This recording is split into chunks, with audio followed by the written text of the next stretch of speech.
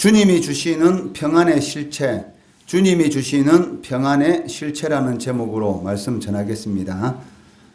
오늘 본문 말씀은 예수님께서 지금은 직접 제자들을 가르치고 계시지만 예수님께서 성천하신 이후에는 성령께서 대신 이 모든 사역들을 감당하실 것이다 라는 것이 예언되고 있습니다. 예수님께서는 성령께서 하시는 사역에 대해서 26절 말씀에서 두 가지로 말씀하고 계십니다. 26절에 보시면 보혜사 곧 아버지께서 내 이름으로 보내실 성령 그가 너희에게 모든 것을 가르치고 내가 너희에게 말한 모든 것을 생각나게 하리라 라고 말씀하고 계십니다. 즉 첫 번째는 모든 일들을 가르치신다라고 말씀하고 계십니다. 여기 가르치시고라는 이 단어는 미래 시제이기 때문에 성령께서 계속해서 성도들을 가르치시는 그러한 일들을 감당하실 것이다 라는 그러한 의미를 지니고 있습니다. 그렇기 때문에 성도가 성령께서 가르치시는 그 말씀대로 즉 성령의 감화와 감동하심에 민감하게 순종하게 되면 반드시 하나님께서 기뻐하시는 성령의 열매를 풍성히 나타나게 된다는 것입니다. 갈라디아서 5장 말씀에 보더라도 성령의 열매가 기록되어 있는데 그러한 열매들이 성도들의 삶 가운데서 풍성하게 나타내게 되고 그를 통해서 하나님께 영광 돌리는 그러한 삶을 살아갈 수가 있다는 것이죠. 제자가 선생님의 말씀을 잘 배우게 되면 좋은 성적을 내는 것은 당연하지 않습니까? 마찬가지로 성도가 성령의 감동하심에 민감하게 반응을 하게 되면 그 삶이 형통하고 평안한 것을 우리는 알 수가 있다는 것이죠. 두 번째로 성령께서 하시는 사역은 예수님께서 말씀하신 모든 것들을 계속해서 깨닫게 하신다라고 말씀하고 있습니다. 이 말은 비록 예수님께서 성천하신 이후에 예수님은 이 땅에 계시지 않게 되지만 예수님의 말씀은 이 땅에 계속 남아있다는 것이죠. 그 남아있는 그 말씀이 이 불신 영혼들에게 구원의 길을 보여주실 것인데 그 말씀을 깨닫게 하시고 그 불신 영혼들의 그 심령을 변화시켜서 거듭나게 하시는 즉 썩어지지 않을 시인 이 말씀을 통해서 중생의 역사를 일으키는 것이 바로 성령의 사역이다라고 말씀하고 계시다는 것입니다. 여기서 사도 요한이 이 말씀을 기록한 이유는 예수님께서 말씀하실 당시에는 제자들이 예수님의 말씀의 의미를 잘 깨닫지 못하고 있었다는 것입니다. 그러나 성령께서 강림하신 이후에는 그 말씀의 의미를 밝히 깨닫게 되었고 이러한 영적 진리, 즉 주님께서 말씀하신 모든 영적 진리는 오직 진리의 영이신 성령의 역사를 통해서만이 저 성령을 힘입을 때만이 깨달을 수 있다라는 것을 사도 요한은 가르치고 싶었던 것이죠. 사도 요한이 이 복음서 요한복음을 기록할 당시에는 그 로마 황제 숭배 때문에 성도들이 고난을 받고 있었고 또 여러 가지 이런 정치적인 그런 사회적인 그런 그 영향으로 인해서 많은 이런 고난의 위험 가운데 처해 있을 때에 그 성도들을 위로하기 위한 저 진리의 성령, 성령의 능력을 힘입을 때만이 주님께서 주시는 그런 모든 말씀들을 깨닫고 그 힘을 입어서 이 고난을 이겨나갈 수 있을 것이다 라는 것을 가르치고 싶었던 것입니다. 예수님께서는 이 세상을 떠나게 될 것입니다. 14장 30절에 보시면 이후에는 내가 너희와 말을 많이 하지 아니하리니 이 세상의 임금이 오겠습니다. 그러나 그는 내게 관계할 것이 없다라고 말씀하고 있습니다. 여기 이 세상 임금은 사단을 의미하고 있습니다. 그렇기 때문에 이 세상 임금이 오겠다라는 이 말은 그 예수님의 죽음이 임박했다라는 그러한 의미를 가지고 있습니다. 그런데 사단이 내게 관계할 것이 없다라고 말씀하시기 때문에 예수님이 십자가에 못 박혀 죽게 되는 이러한 모든 일들은 사단의 뜻과는 전혀 관계가 없는 그러한 일이다라는 그런 의미를 가지고 있죠. 예수님께서 십자가에 못 박혀 죽으신 이런 모든 가정들, 즉 가룟 유다가 배반을 하게 되고 유대 당국자들에 의해서 재판을 받게 되는, 그리고 빌라도에 의해서 십자가형을 받게 되고 결국은 예수님이 십자가에 못 박혀 죽게 되는 이런 모든 일들은 그 사단이 배후에서 조종을 했지만 이것은 사단의 뜻이 아니고 하나님의 계획이고 하나님의 목적이다라는 그런 의미를 지니고 있다는 것이죠. 사단은 그 피조물로서 하나님으로부터 그 일개의 도구로서만 그 사용되었다라는 그러한 의미를 가지고 있다는 것입니다.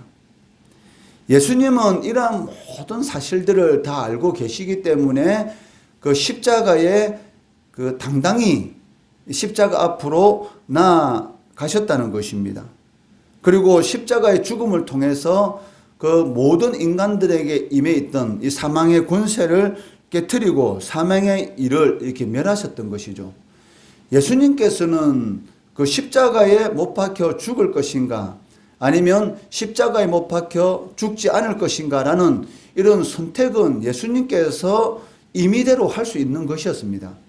그런데도 불구하고 예수님께서 자의적으로 능동적인 그런 순종에 의해서 십자가에 못 박혀 돌아가실 수 있었던 것은 이러한 모든 하나님과 계획 그리고 그러한 모든 목적을 알고 계셨기 때문에 십자가 앞으로 나아가셨고 그를 통해서 이 인류의 조상인 아담과 하와가 지은 이 죄로 말미암아 이 사망의 권세 아래에 있는 모든 영혼들을 구원하기 위한 그러한 방법으로 십자가에 못 박혀 죽으신 것이죠. 그리고 십자가에 못 박혀 죽은 이 사건, 인간의 눈으로 보기에는 그 어리석은 그러한 일처럼 보이지만 이 사건이 바로 마귀의 일을 멸하게 되는 그러한 일이 되었던 것입니다. 요한일서 3장 8절 말씀해 보시면 하나님의 아들이 나타나신 것은 마귀의 일을 멸하기 위함이다라고 말씀하고 계시다는 것입니다. 사단은 악의 대명사입니다. 그리고 사단은 그 이 세상에 있는 모든 이런 정사와 권세들, 즉 이 지배 체제를 이용해서 끊임없이 교회에 위협을 가하고 있고 그리스도와 함께하는 그런 모든 성도들의 신앙을 흔들려고 하는, 즉 그리스도의 밖으로 떠나도록 그러한 많은 계계들을 행하고 있다는 것이죠. 그 어떻게 보면 그 하나님의 섭리 가운데서 이러한 코로나 이런 사태가 일어나게 되었죠. 그러니까 하나님께서 허락하지 않으면 이 세상의 모든 일들은 일어날 수가 없기 때문에 그 인간의 눈으로 보기에는 불행한 일이지만 그러한 불행한 일들을 통해서도 하나님의 일은 이루어지고 있다는 것입니다. 그 하나님의 역사, 히스토리, 즉 그의 역사는 지금 이 순간도 이루어지고 있는데 그러한 하나님의 역사는 그 선한 일들을 통해서도 이루어지지만 그 악한 일들, 그 인간이 보기에는 너무나 좋지 않은 그러한 일들을 통해서도 이루어지고 있다는 것입니다. 물론 코로나 사태도 하나님의 그 선한 일들을 이루기 위한 하나님의 섭리를 이루기 위한 하나의 방책 가운데 한 가지인 것이죠. 그런데 사단은 하나님은 선한 목적을 가지고 이러한 일들을 허락하고 있지만 사단은 이 기회를 통해서 어떻게 하든지 이 교회를 위협하고 또 교회 성도들이 신앙생활을 제대로 하지 못하도록 이렇게 흔드는 그러한 일들을 이렇게 하고 있다는 것이죠. 즉 정사, 즉 정치 세력과 또 눈에 보이지 않는 여러 가지 악한 세력들을 사용해서 우리들의 신앙을 이렇게 위협하고 있다는 것입니다. 그렇지만 아무리 사단이 이 세상에 있는 정사와 권세를 사용해서 성도들의 신앙을 흔든다 할지라도 그리스도와 함께하는 성도들은 결코 이길 수가 없다는 것입니다. 이것이 오늘날까지 기독교의 역사에서 충분히 보여주고 있다는 것입니다. 그렇게 많은 이런 정사와 권세들이 기독교를 없애기 위해서, 먼저 주의를 없애기 위해서, 그리고 성경을 없애기 위해서 부단히 여러 가지 방법들을 행해오고 있고, 또 순교라는 그런 무서운 그런 수단을 이용해서 기독교를 밝게 해왔지만, 순교의 피가 떨어지는 것에 오히려 더욱더 기독교가 부흥하게 되는 그러한 역사가 일어나고 있다는 것이죠. 이것이 바로 교회를 핍박하고 박해하면 할수록, 흔들면 흔들수록 더욱더 굳건히 세워지는 것이 바로 하나님의 이런 역사인 것을 우리는 알 수가 있습니다. 그렇기 때문에 교회가 이 세상의 악과 담대히 맞서서 싸워서 승리할 수 있는 그 이유가 바로 여기에 있다는 것이죠. 즉 그리스도와 함께하는 성도, 그러한 성도는 아무리 악의 대명사인 사단이 정사와 권세를 사용해서 흔든다 할지라도 흔들리지 않는 그러한 이 믿음의 역사가 일어나고 있다는 것입니다. 사단의 지배 아래에 있는 세상은 언제나 이 반기독교적이고 반교회적입니다. 그렇기 때문에 성도들에게는 끊임없이 세상적으로 이렇게 위협이 따르는 것은 당연하다라고 생각해야 되는 것이죠. 주님이신 예수님께서도 세상으로부터 이런 많은 핍박을 당했는데 그 주님을 따르는 제자들이 세상으로부터 이런 핍박을 당하고 위협을 당하는 것은 당연하다는 것입니다. 그래서 성도들이 이 세상으로부터 오는 그런 위협과 이 핍박에 대해서 대처하는 그런 이 법을 배워야 한다는 것입니다. 그것을 이미 예수님께서 오늘 이 본문 말씀을 통해서 우리들에게 가르쳐 주고 계시는데 그것이 무엇이냐면 이 평안, 즉 에이레네라는 이 단어인 것이죠. 이 평안이 이 세상으로부터 오는 그런 위협과 핍박에 대해서 성도들이 이 담대하게 이길 수 있는 그러한 완벽한 대처법이라는 것을 우리는 알 수가 있습니다. 27절에 보시면 평안을 너희에게 끼치노니 곧 나의 평안을 너희에게 주노라. 내가 너희에게 주는 것은 세상에 주는 것과 같이 아니하니라. 너희는 마음에 근심하지도 말고 두려워 말라라고 주님께서 말씀하고 계십니다. 예수님께서 성천하고 난 이후에 세상으로부터 많은 핍박과 어려움이 있을 건데 그러한 상황 가운데서도 근심하지 말고 두려워하지 말라라고 미리 말씀하고 계시는 것이죠.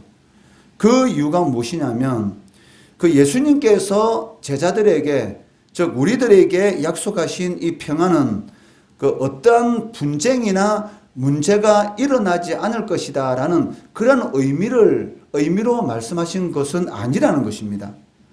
성도들에게도 이 세상을 살아가는 동안 주님께서 걸어가신 그런 믿음의 선한 싸움을 싸워야 한다는 것이죠.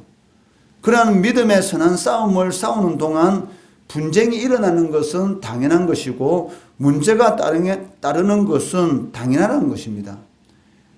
왜냐하면 그 평안의 원천이신 예수님께서도 많은 분쟁에 휩싸였고 또한 심각한 문제들을 만나셨기 때문입니다. 하지만 어떠한 분쟁이나 어떠한 문제들도 예수님이 가시는 그 길을 막을 수가 없었다는 것이죠.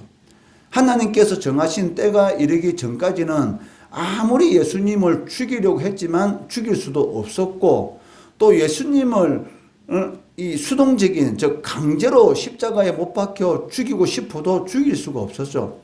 예수님께서 하나님의 때가 되었음을 알았기 때문에 예루살렘으로 올라가신 것이고 가룟 유다가 배반하실 것을 알고 계시면서도 가룟 유다가 하시는 그런 모든 일에 대해서 그냥 허락하시고 놓아두신 것입니다. 그렇기 때문에 평화의 주인이시고 이 샬롬의 원천이신 예수님께서도 많은 분쟁에 휩싸였었고 심각한 문제를 만나셨습니다. 그렇지만 그 길을 세상의 권세와 세상의 정사와 세상에 있는 모든 악한 세력들이 막지 못했다는 것입니다. 그리고 예수님이 하시려는 그런 모든 일들도 방해할 수가 없었다는 것이죠. 그렇기 때문에 예수님께서 성도들에게 주시는 이 에이레네라는 이 평안은 이러한 관점에서 우리가 이해해야 하는 것이지, 이 주님께서 주시는 평안이라는 것이 우리의 삶 가운데 분쟁도 없고 문제도 없고 아무 일도 일어나지 않는 그러한 것이다라고 생각하는 것은 성경적인 그런 평안의 관점이 아니라는 것입니다. 우리의 삶 가운데 여러 가지 크고 작은 문제들이 일어나는 것은 당연하다라고 일단은 받아들여야 되는 것이죠. 그리고 그 문제에 대해서 어떻게 우리가 대처할 것인가라는 것을 알아야 된다는 것입니다. 그것은 우리들에게 닥친 이러한 문제들을 회피하는 것이 아니고 극복할 수 있는 그러한 평안을 의미하는 것이고, 최악의 위기 상황 가운데서도 흔들리지 않고 하나님의 뜻은 반드시 이루어진다라는 것을 보여주는 그러한 믿음의 모습이 바로 주님께서 말씀하신 이 평안이라는 것입니다. 이런 모습을 우리가 사도행전을 통해서 잘 볼 수가 있는데, 첫 번째는 이 옥중에 갇힌 이 베드로의 모습이죠. 야고보를 죽이고 그 야고보의 이 죽음에 대해서 유대인들이 기뻐하는 것을 보고 베드로를 옥에 가두게 됩니다. 그리고 그냥 가둔 것이 아니고 이 베드로를 지키는 이 군인들과 함께 이 손목을 이렇게 착고에 채우는 그러한 상황까지 처하고, 내일이면 베드로를 죽이려고 하는 그러한 상황 가운데 있었던 것이죠. 사도행전 12장 6절에 보시면 헤롯이 잡아내려고 하는 그 전날 밤에 내일이면 베드로는 죽습니다. 베드로가 두 군인 틈에서 두 쇠사슬에 매여 누워 자는데 파수꾼이 문 밖에서 옥을 지키더라라고 말씀하고 있습니다. 내일 죽을 것인데 오늘 잠이 오겠습니까? 이것은 말이 되지 않는 소리죠. 내일 죽을 사람이 오늘 지금 베드로가 누워 잔다라는 이 말이 이 사도행전 12장 6절 이후에 보면은 천사가 베드로를 깨우는데 그냥 깨우는 게 아니고 옆구를 쳐서 깨우게 돼요. 그만큼 깊이 잠을 자고 있었다는 것이죠. 어떻게 내일 죽을 사람이 이렇게 깊이 잠을 잘 수가 있는가? 이것은 도저히 이해가 되지 않습니다. 즉 하나님이 주시는 평안이 아니고서는 이러한 일들이 일어날 수가 없다는 것이죠. 문제에 부딪히지만 그 문제에 휩쓸리지 않는 그러한 은혜, 이것이 주님이 주시는 평안인 것입니다. 그리고 바울과 실라가 빌립보에서 복음을 전하다가 감옥 깊숙한 곳에 이 착고에 차이고, 그리고 그 감옥에 갇히기 전에 심한 매를 맞아서 이 온몸이 피투성이가 되어 있는 그러한 상황 가운데 한 일이 무엇입니까? 사도행전 16장 25절에 보시면 한밤중에 바울과 실라가 기도하고 하나님을 찬송하며 제수들이 듣더라. 이것이 가능한 일입니까? 지금 온몸에서는 이 상처투성이 몸으로 쓰리고 고통스럽고, 그리고 깊은 이런 깊숙한 감옥 속에, 그리고 이 착고에 차이에 있는 그런 상황 가운데서 이 찬송이 나오겠습니까? 그런데 그런 가운데서도 찬송이 나올 수 있는 것은 인간의 의지로는 불가능한 것입니다. 이런 외적인 어떠한 힘의 공급이 있었는데 그것이 무엇이냐면 하나님이 주시는 이 평안이었던 것이죠. 이 평안을 소유한 사람들은 세상에 감당할 수 없는 그러한 사람들입니다. 찬양할 때에 이 땅이 진동하고 로마의 이 감옥의 문이 열리는 그러한 역사가 일어나게 되는 것이고, 이 4명씩 4패로 해서 베드로를 지키고 있는데 천사가 깨우고 비몽사몽간에 따라 나서는데 이 감옥 밖에 있는 그러한 일들이 어떻게 일어날 수가 있습니까? 그렇지만 이러는 모든 일들은 역사적인 사건이라는 것이죠. 사람이 지어낸 것이 아니라 역사적인 그러한 사건이 실질적으로 기독교 역사에서 일어나게 된 것입니다. 어떻게 기독교가 로마의 국교가 될 수가 있었겠습니까? 그렇게 심하게 핍박을 받고 황제 숭배를 안 함으로 인해서 십자가의 꼭고에 매달리고 그리고 십자가 위에서 기름에 불에 타 죽는, 그리고 경기장에서 이 사자밥이 되는, 그리고 그 고통스러운 그러한 상황 가운데서 이 땅속 깊은 카타콤, 지하 이런 묘지 깊은 속에 숨어서 생활할 때에 이 살이 문드러지는 그런 문둥병에 걸린 그러한 가운데서도 그 신앙생활하는 그러한 핍박이 있는 가운데서 어떻게 그러한 핍박을 하는 로마가 기독교를 국교로 맞이할 수가 있겠습니까? 이거는 불가능한 일이잖아요. 모든 길은 로마로 통한다 라는 그러한 세계 중심의 권력을 가지고 있는 로마가, 그리고 많은 신들을 섬기는 로마가 기독교, 즉 예수를 주인으로 인정하는 종교를 국교로 삼는다. 이것은 불가능한 일입니다. 그런데 그러한 일들이 381년도에 일어나게 되는 것이죠. 이러한 일들이 어떻게 일어날 수가 있는가? 이것이 가능하다는 것입니다. 평안을 소유한 사람들은 세상이 감당할 수 없는 사람들이고 죽음 앞에서도 평안한 모습을 보여줄 수가 있다는 것이죠.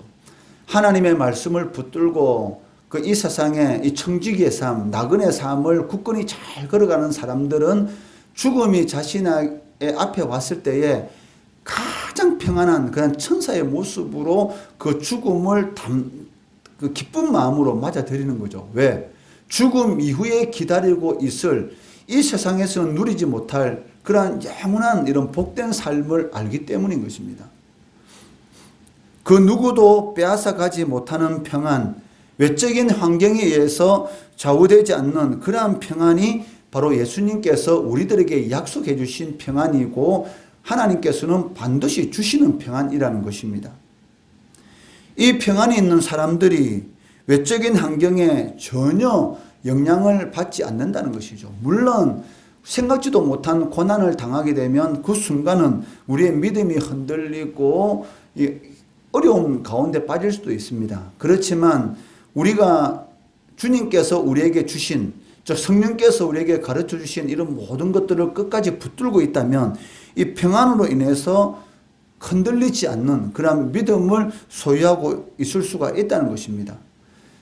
코로나 사태로 대면 예배와 비대면 예배가 계속적으로 반복되고 있는 그런 가운데 성도들의 신앙이 얼마나 흔들릴 수가 있겠어요. 하나님 앞에 예배를 드리고 성도의 교제를 나누는 그 순간 가운데서는 그래도 믿음을 붙들 수가 있었는데 지금 그렇게 하지 못하는 그런 상황 가운데 고통을 호소하는 많은 성도들이 있습니다. 왜? 대면 예배, 비대면 예배 계속 반복이 일어나다 보니까 자신의 믿음이 흔들리고 신앙의 영적인 게으름이 이렇게 나타나기 시작하고 마음의 공고함이 생기기 시작했다는 것이죠. 그렇지만 주님이 주시는 이런 평안, 이 평안을 붙들고 있다면 어떠한 환경이 있다 할지라도 주님께 주시는 그런 은혜를 누릴 수가 있다는 것입니다. 사망의 음침한 골짜기 가운데 있다 할지라도 주님께서 나와 함께 하신다면 흔들리지 않고 두려워하지 않는 그런 은혜가 우리의 심령 가운데 일어나게 된다는 것이죠. 생명의 위협을 당할지라도 주님께서 명령하신 일에 최선을 다할 수 있는 그 힘이 어디에서 오겠습니까? 바로 내가 너에게 주는 이 평안, 세상이 알 수 없는 이 평안의 그 힘인 것을 오늘 말씀하고 계십니다. 사도들과 초대 예루살렘 교회의 성도들이 예수님의 이름으로 말하거나 가르치지 말라라는 이런 유대 당국자, 즉 권세 잡은 자들의 이런 위협에도 불구하고 담대히 복음을 전할 수 있었던 것은 바로 세상이 감당할 수 있는 이 평안 때문입니다. 이 평안이 그 마음속에 있었기 때문에 죽으면 죽으리라라는 그러한 신앙이 그 모든 외부적인 그런 요인들을 이겨나갈 수가 있었던 것이죠. 초대교회 성도들, 사도들이 이 심지가 굳어서 누구보다 뛰어난 용기를 가지고 있어서 그런 것이 아니었다는 것입니다. 예수님이 잡혀갈 때 제자들이 다 도망갔지 않습니까? 심지어는 자기 몸을 둘러싸고 있는 그것까지 벗어놓고 도망가는 그러한 제자들도 있었다는 것이죠. 그러니까 제자들도 우리와 다 똑같은 사람입니다. 그렇지만 오늘 본문에서 예수님께서 하신 그 말씀, 성령이 너희에게 임하시면, 성령이 우리와 함께 하시면 주님께서 우리 주시는 이 평안이 우리의 심령 가운데서 샘솟도 솟아나게 되고, 어떤 상황 가운데 있을지라도 두려워하지 않는, 내 힘이 아니고 내 능력이 아닌 내 속에서 우러나는 그러한 성령의 이런 샬롬의 은혜가 충만하게 넘치게 된다는 것입니다. 사도들과 초대교회 성도들도 우리와 똑같은 사람이었습니다. 그런데도 불구하고 담대하게 복음을 전할 수 있었던 것은 바로 주님께서 약속하신 이 성령께서 우리와 함께 하시고, 성령이 주시는 이 에이레네의 이 평안이 우리의 심령 가운데서 샘솟아 일어났기 때문에 그런 모든 일들이 가능하였다는 것입니다. 이러한 평안들이 우리 성도님들의 그런 심령 가운데 풍성히 솟아나는 그러한 삶이 되시기를 주의 이름으로 축원합니다.